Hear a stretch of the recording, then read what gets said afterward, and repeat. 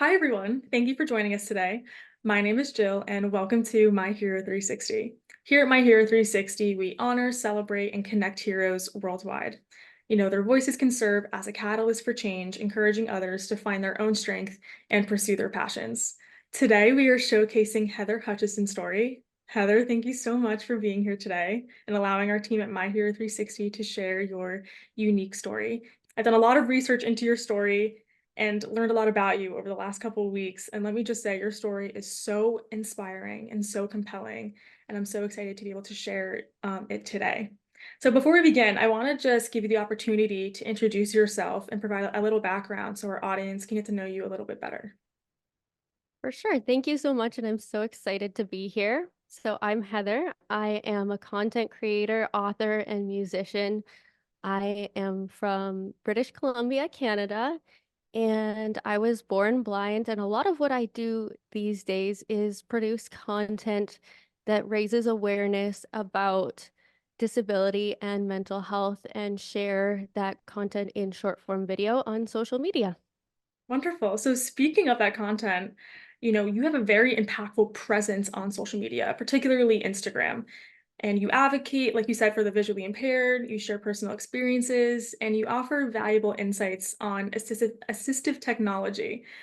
And it's truly commendable what you're doing. And my question is, what inspired you to embark on this journey in the realm of social media and become a voice for the visually impaired community? It was actually a complete accident. I spent most of my life as a very reluctant advocate. Oh, I sort of tried to hide my blindness from the world. I actually used to even curate my social media feed with like images so people wouldn't be able to tell that I couldn't see.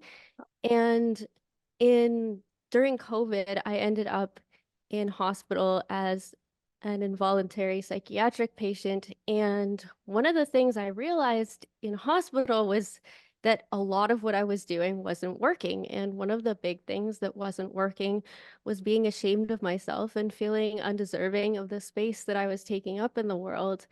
And when I got out of the hospital and decided to share my story, I ended up writing my memoir and then writing music to also share that story.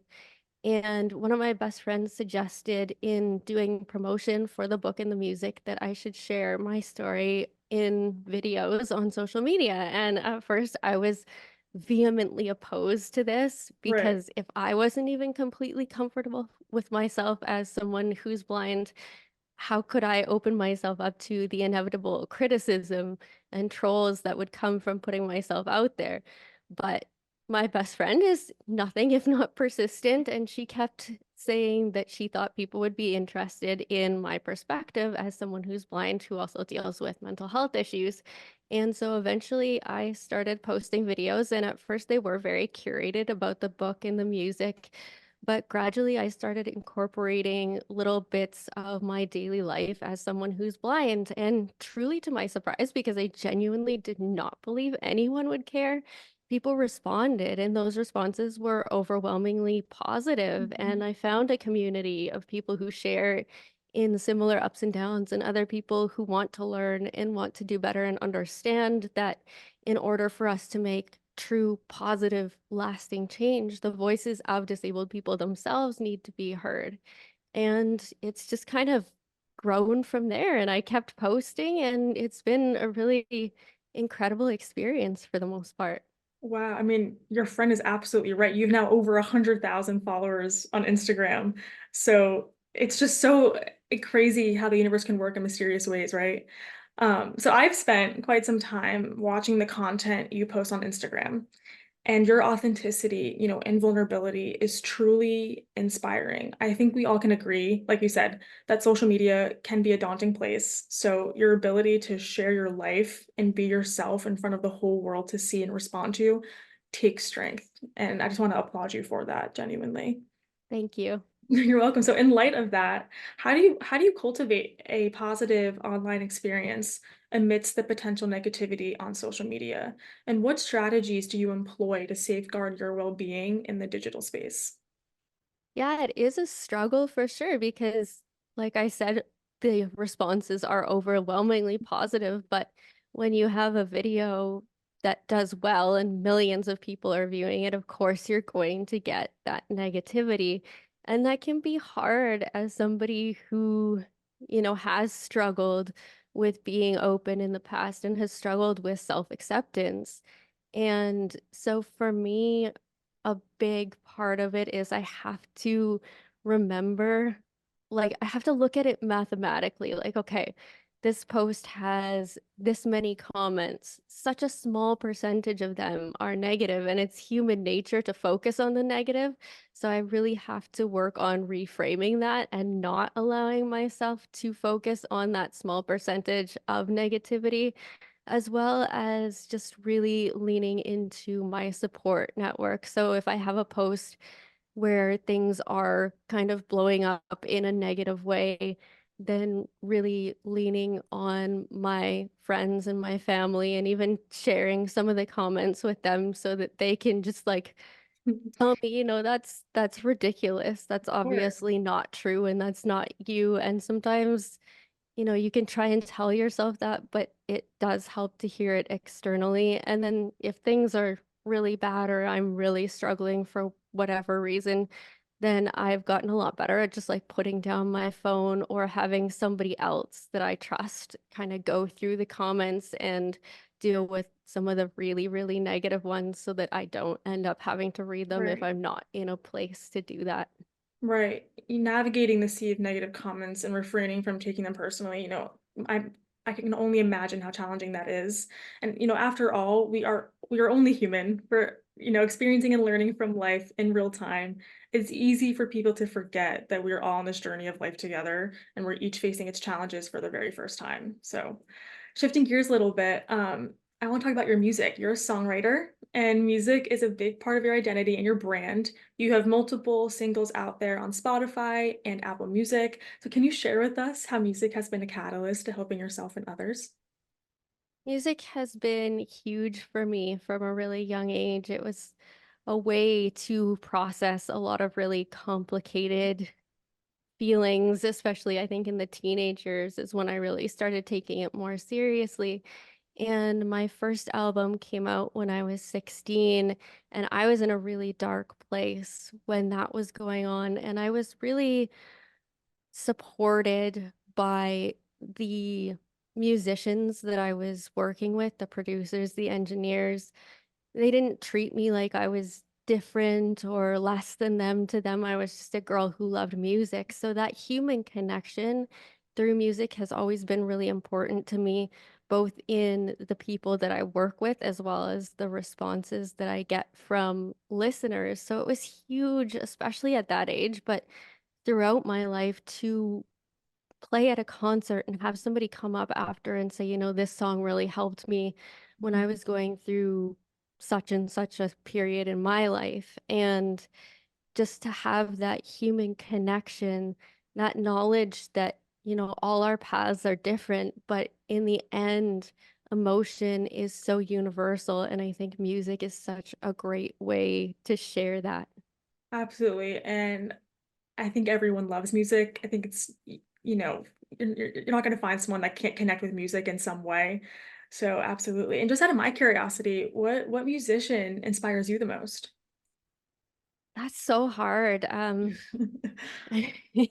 Yeah, that's a really tough question. I think it depends on like the where I am at in Right. my life. I love, obviously, I'm a singer, so powerful vocalist. I love Fozia. She's a singer here in Okay. Canada, and I think she's one of the greatest voices in pop music today.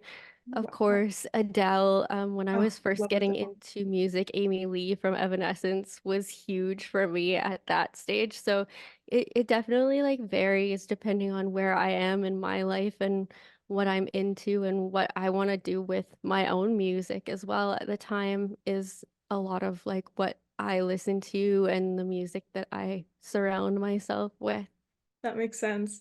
So in addition to songwriting, you're also an author, like you said before, and I'm intrigued by the title of your memoir. It's called Holding On by Letting Go, and it sounds extremely profound and reflective. So can you share some insights into the themes and experiences you explore in your memoir? What inspired you to choose this title, and how does it How does it encapsulate the essence of your journey that you wanted to convey to your readers? So, Holding On by Letting Go is my story of my life as a blind person growing up in Canada and Latin America, and my hospitalization for psychiatric care during the COVID-19 pandemic. So, the first part of the book, it kind of has these two intersecting themes. And the first part of this book is talking about my life and sort of what brought me to the point of being hospitalized, the good and the bad throughout growing up. And then the second part of the book is kind of my journal almost, for each day that I spent in the hospital as a chapter. So it really goes through that kind of um, theme as well and delves into stripping away the mystery of what happens behind those locked doors, because it can be a very difficult experience for anyone to go through. And I think, particularly when you have a disability, you don't know what that experience is going to be like. My family, when I was going through it, could not find any information on what that would be like for me, if there would be any things that I would be offered to help deal with, the fact that I was in a mental health crisis, but also had a physical disability, if there would be any accommodations. There were really no resources out there. So Right. I decided to create one. And the title, actually, going back to my best friend again, she was the first one who read the very first draft of my book. And I said to her, what what word comes to mind when you read the whole book? And she said surrender, as in surrendering for a second chance at life. So for me, I really felt like surrendering was different than giving up. And I really wanted to capture that in the title of the book, holding on by letting go. So letting go of the shame, the guilt, the trauma, letting go of feeling like I needed to be able to manage this on my own, letting go so that other people could help me. And in letting go, I was going to be able to hold on. It was the only way that I could hold on. So holding on by letting go. Wow. I mean, that is just so powerful, and it's so tough to let go for any human to let go of guilt, shame, and all those, internal battles we have going on. And it sounds super reflective and inspiring. And so my hero, we're all about recognizing those that have embraced life's challenges and turned it into something powerful and hopeful for others. And that sounds like what your book just did. But can you share ways in which you have not let your own obstacles define you? I think for me, it's been really important to turn that pain into purpose. So, what helps me and what kind of keeps me on my own healing path is getting to speak to people, is getting to make videos, to connect with people Mhm. who are standing right now where I stood, and to be the voice for those people that I wish I could have heard when I was going through it. And that is really motivating for me to continue to um, journey on my own towards even more acceptance and even more mental well-being. Of course. So for my sixth and final question, what would you tell your younger self knowing what you know now?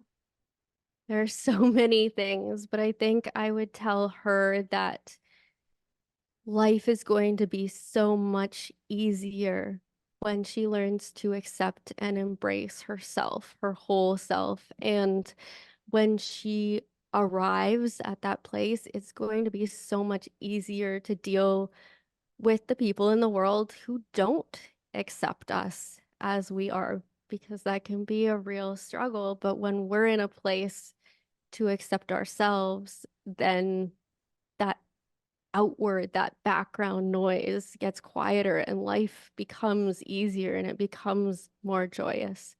That was beautifully said. Thank Thank you you. so much, Heather, for being here today. Thank you for your authenticity and vulnerability. It has been such a pleasure getting to share your story and just learn more about you. You are a hero, and here at My Hero 360, we value the impact you have made on the world. So thank you so much. Thank you so much for having me.